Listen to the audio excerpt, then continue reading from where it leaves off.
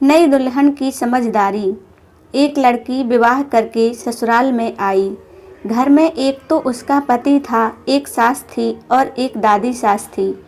वहां आकर उस लड़की ने देखा कि दादी सास का बड़ा अपमान तिरस्कार हो रहा है। छोटी सास उसको ठोकर मार देती, गाली दे देती। यह देखकर उस लड़की को बड़ा बुरा लगता और दया भी आई। उसने विचार किया कि अगर मैं सास से कह दूं कि आप अपनी सास का तिरस्कार मत किया करो, तो वह कहेंगे कि कल की छोकरी आकर मेरे को उपदेश देती है, गुरु बनती है।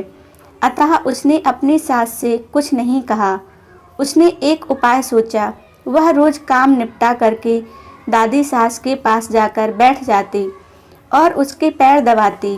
जब वह वहाँ ज़्यादा बैठने लगी तो उसकी सास को सुहाया नहीं।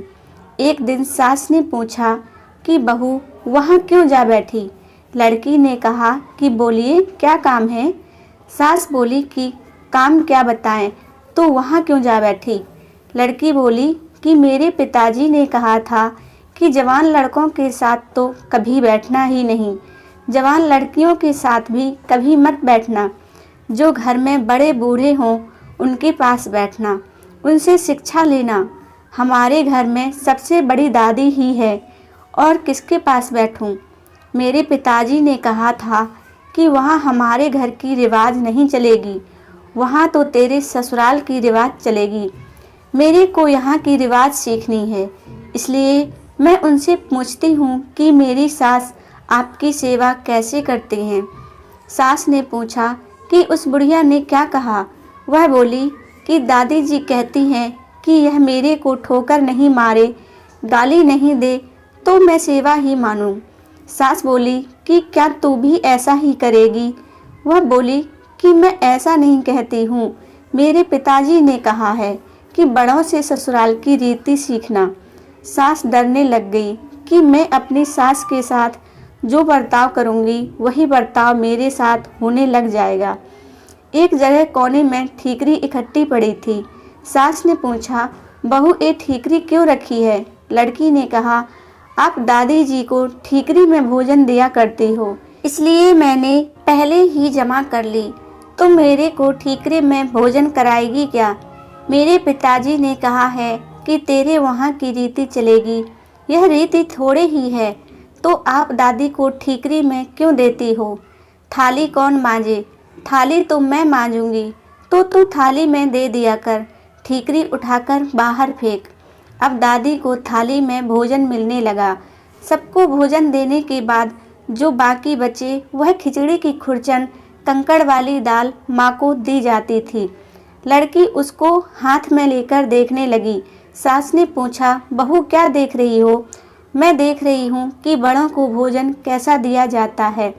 ऐसा भोजन देने की कोई रीति थोड़े ही है, तो फिर आप ऐसा भोजन क्यों देती हो? पहले भोजन कौन दे? आप आज्ञा दो तो मैं दे दूंगी, तो तू पहले भोजन दे दिया कर। अच्छी बात है। अब बूढ़ी माँ जी को बढ़िया भोजन मिलने लगा। रसोई बनते ही वह लड़की ताज़ी खिचड़ी, ताज़ा फुल्का, दाल चावल ले जाकर माँ जी को दे देती। माँ जी तो तन मन ही आशीर्वाद देने लगी। माँ जी दिन भर खटिया में पड़ी रहती। खटिया टूटी हुई थी, उनमें से बंधनवार की तरह मूंछ नीचे लटकती थी। लड़की उस खटिया को देख रही थी। सास बोली कि क्या देखती हो? देखती हूँ कि बड़ों को खाट कैसे दी जाए। ऐसी खाट थोड़े ही दी जाती है, यह तो टूट जाने से ऐसी हो गई, तो दूसरी क्यों नहीं बिछाती? तू बिछा दे दूसरी। आप आज्ञा दो तो दूसरी खाट बिछा दूँ।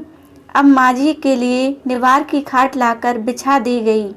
एक दिन कपड़े धोते समय वह लड़की माँ जी के कपड़े देखने लगी। कपड़े छलनी हो रहे थे। सास ने पूछा, क्या देखती हो? देखती हूँ कि बड़ों को कपड़ा कैसा दिया जाए। फिर वही बात, कपड़ा ऐसा थोड़े ही दिया जाता है, यह तो पुराना होने पर ऐसा हो जाता है। फिर वही कपड़ा रहने दें क्या? तुम बदल दो। अब लड़की ने माँ जी का कपड़ा, चादर, बिछौना आदि सब बदल दिया। उसकी चतुराई से माँ जी का जीवन सुधर गया। अगर वह लड़की अपनी सास को उपदेश देती तो क्या उसकी बात मान लेती। बातों का असर नहीं पड़ता, आचरण का असर पड़ता है। इसलिए लड़कियों को चाहिए कि ऐसी बुद्धिमानी से सेवा करें और सबको राजी रखें। दोस्तों, कैसी लगी है कहानी कमेंट करके हमें ज़रूर बताना, और अगर अच्छी लगी हो तो एक लाइक ज़रूर कर देना। कहानी सुनने के लिए बहुत बहुत धन्यवाद।